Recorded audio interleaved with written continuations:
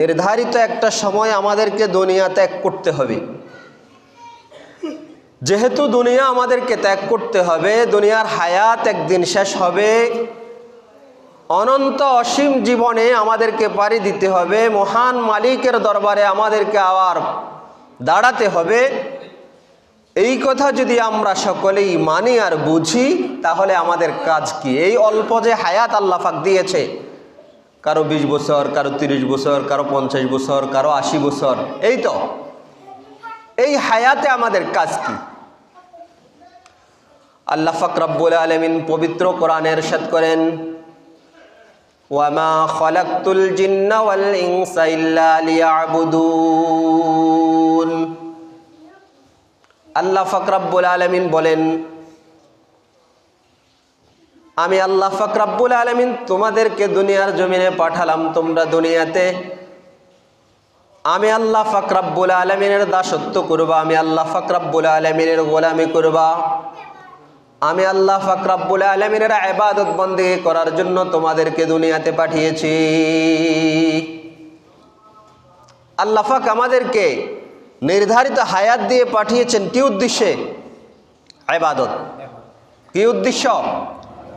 ইবাদত করব।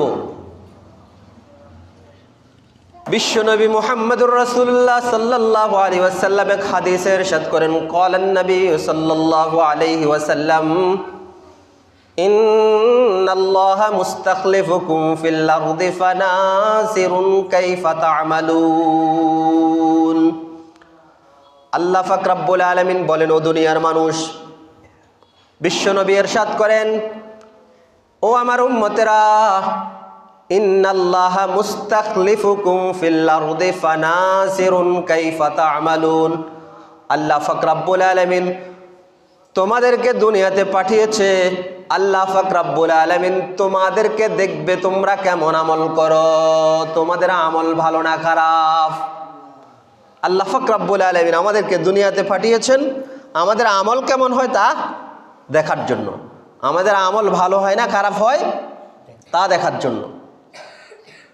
পবিত্র কোরআনের এক আয়াতে আল্লাহ পাক রব্বুল আলামিন বলেন, আল্লাযী খালাকাল মাউতা ওয়াল হায়াতা লিয়াবলুয়াকুম আইয়ুকুম আহসানু আমালা। আল্লাহ পাক রব্বুল আলামিন বলেন, আল্লাযী খালাকাল মাউতা, আমি তোমাদেরকে মৃত্যুকে বানিয়েছি, তোমাদের মৃত্যু বানিয়েছি। আল্লাহ পাক আমাদের কি বানিয়েছেন? মরণ বানিয়েছেন। আল্লাহ পাক আমাদের কি বানিয়েছেন? মরণ বানিয়েছেন। আল্লাযী খালাকাল মাউতা, আল্লাহ পাক রব্বুল আলামিন বলেন, আমি তোমাদের মরণ বানিয়েছি। ওয়াল হায়াতা, অতঃপর তোমাদেরকে হায়াত দিয়েছি। আগে মরণ বানিয়েছেন, পরে আমাদেরকে কি দিয়েছেন?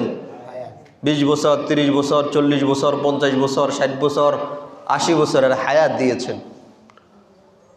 তাহলে যেহেতু আল্লাহ পাক রব্বুল আলামিন আমাদের মরণ বানিয়েছেন, হায়াত যতই হোক মরণ আমাদের আছে, মরণ আমাদের আছে। আল্লাহ পাক রব্বুল আলামিন বলেন, আল্লাযী খালাকাল মাউতা, আমি আল্লাহ পাক রব্বুল আলামিন তোমাদের মরণকে সৃষ্টি করেছি। ওয়াল হায়াতা, অতঃপর তোমাদেরকে হায়াত দিয়েছি।